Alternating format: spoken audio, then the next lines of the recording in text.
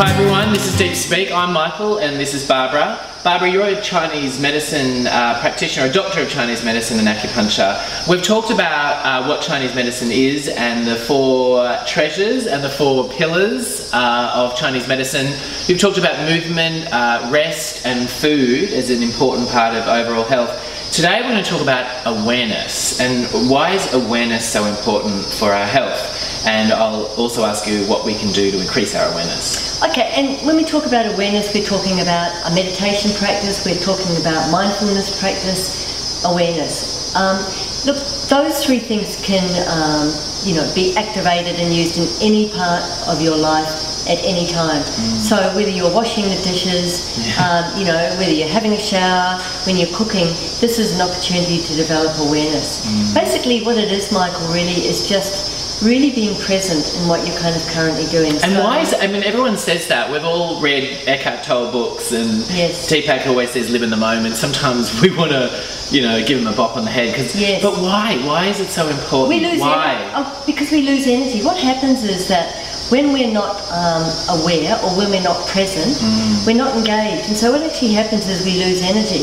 So if, for example, you come to me and I'm, talking with you, but I'm thinking about what it is I'm going to cook tonight, or did I put the washing out, then my mind is actually going somewhere else. And so that presence and that awareness and the mindfulness of actually just completely being with you is lost. Yeah. And sometimes I think what it is that people experience when they feel really good after a treatment, yes, it might be, the acupuncture, but I think what it is the sense that, that they're actually experiencing presence. So, I mean, it's about being really, really aware. It's about being where you really are. And in that moment. In that moment, and giving your full attention to that. Okay, and what happens in the body when we are aware? What physiologically happens in the body when we're in this moment? So when we're in this moment, we can feel an awareness that our breath is more measured, it's more even, that we don't feel scattered or displaced or which is quite distressing, actually. It is. Yeah. It is. So our nervous system pacifies and softens. Our nervous system completely changes. Our energy basically changes. The other person that we're communicating with actually becomes aware of that. Now they might not, understand what it is that they're experiencing, but they know that they're experiencing something. What they're feeling is you being 100% present. Yes. So they feel like they've been heard, basically. Totally, and that's really, really important. And also when you listen to your own body, your body feels like it's finally being heard, and so that it can relax as well. So I guess our relationships are a mirror of that. I can sort of get it now. Yeah. So and these practices, obviously cultivating things like yoga or meditation. These are all important, but I think we need to take it across into our daily lives because. Yeah. So tell us about that. Like everyone's going, okay, well I get it now. I get why awareness can soften my nervous system.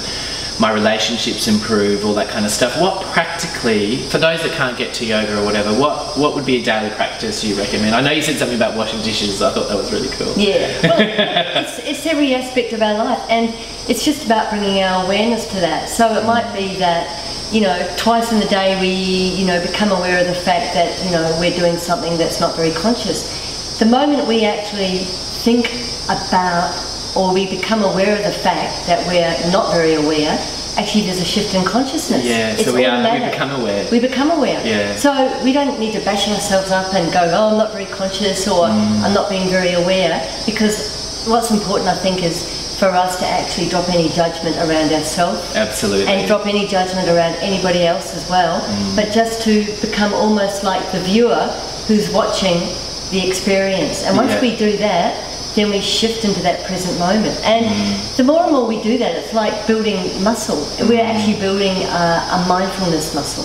Okay, right. Yeah. So with more practice, we get better and better and better. We get better and better and better until, that mindfulness just becomes a natural part of every day. So people go to the gym to, get more physically adept. So this is actually about how we get kind of more aware and present just by developing that awareness. And quite often with my yoga students, I mean, some of you guys have come to the classes that we hold.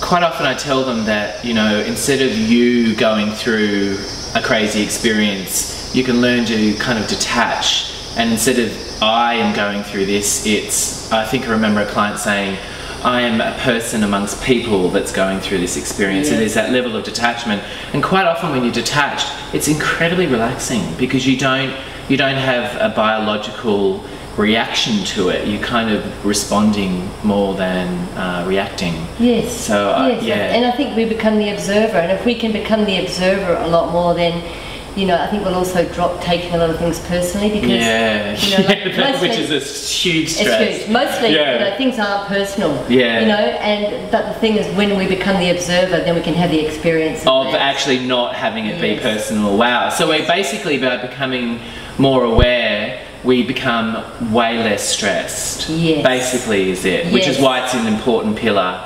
And therefore, then we're going to have, when we don't have as much stress, we're going to become a lot more energized, dynamic, and really be able to enjoy. And to give more, I guess. Totally. Well, that sounds great. I'm in. Okay. Thank you, Barbara. Thank you. Thanks, Michael. Thanks, guys.